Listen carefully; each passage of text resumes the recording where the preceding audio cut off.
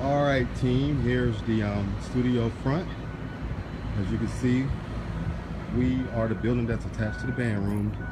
That's the band room right there. That's the cafeteria. And we're in the back of the school. So let me show you where we are so far.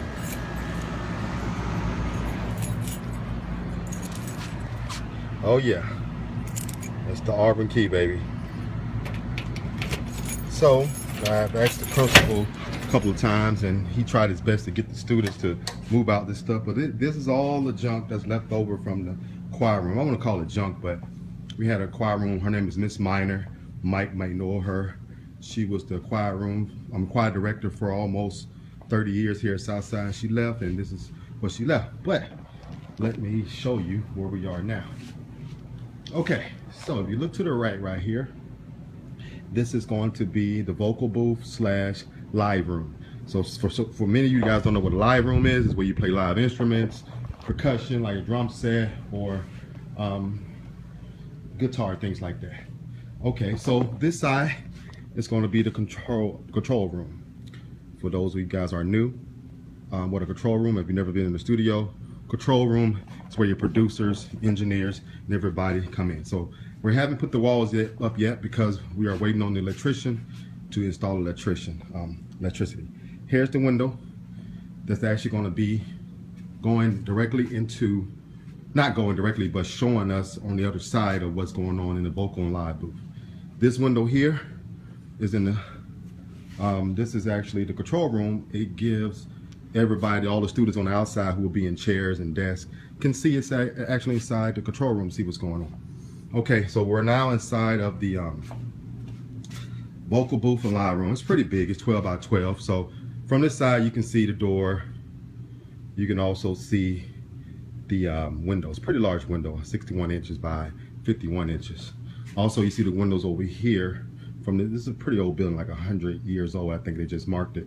So we're gonna actually seal all that off with some acoustic, soundproof material.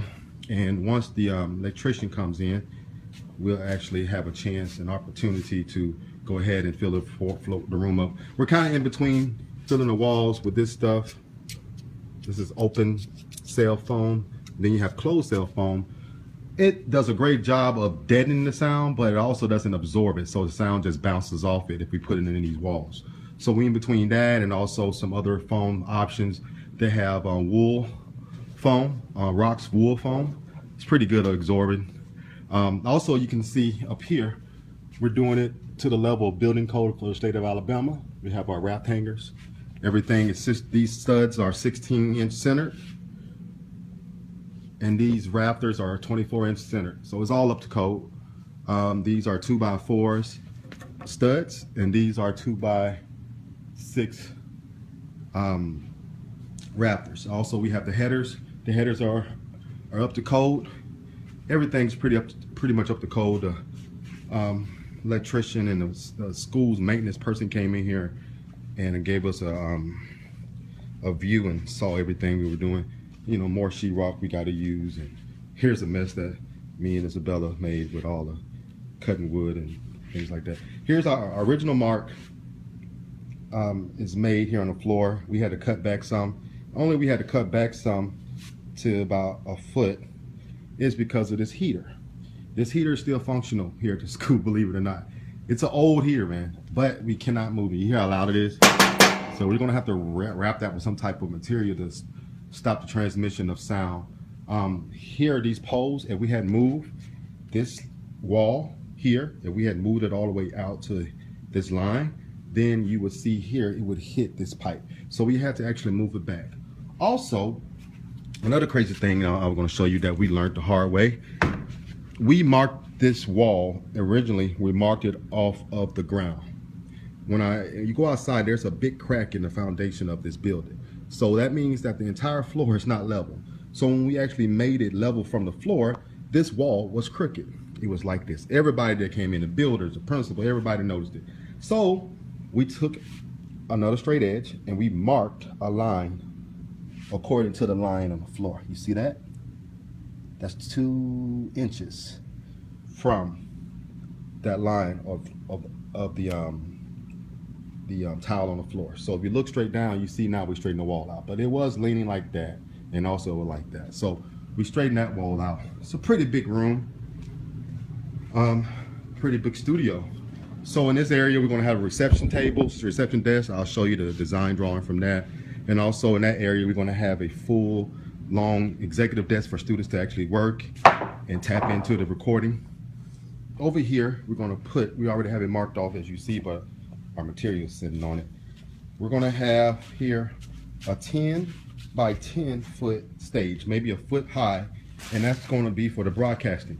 And over here is going to where we're going to have the camera set up here, a tripod set up here, and back here in the back we're going to have camera producer footage. Camera broadcasting material and equipment, so they can record the actual broadcasting, if it is actually news or they're broadcasting anything else. Also in this room, let me go back, I forgot to tell you something. Our sound table or our engineering and producing table desk is going to be here. It's going to be an L-shaped desk that's going to come out and wrap around here. On this side, the engineer and producer will be able to look inside of the booth and talk to the vocalist or whoever's recording live. But on this side of the L shape, we're actually going to have broadcasting, radio broadcasting. See, on the other side, I talked about broadcasting. That's more television. We're going to have a tripod with a camera and a news desk like a real news station. But on this side, we're going to actually have radio broadcasting. So we're going to have 3 boom mics and 3 desks, 3 chairs, so they can have guests in and have people speaking live over a radio station we're going to have recorded. So with all that said, team, just wanted to give you guys a brief rundown of exactly what we've done in the last month. This work has been done in the last 3.5 weeks, so we've done a lot of work. So right now we're just waiting on the electrician to get things done. And before I go, let me show you the electrician. They brought in their wiring,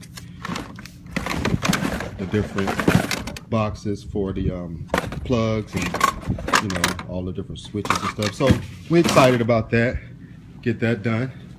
And just to show you a little bit, Southside used to be an integrated school.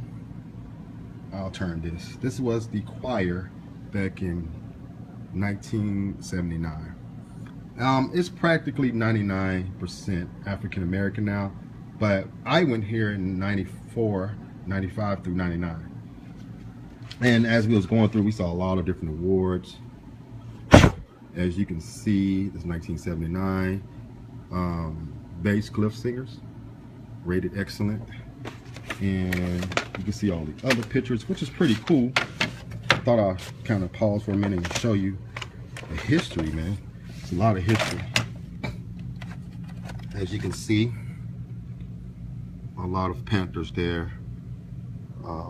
Pretty nice choir. It looks like it's pretty much the full choir, I think. Mr. McDaniels, Millie McDaniel. I guess that was Mr. McDaniel's wife. I don't know, or sister or relative. I was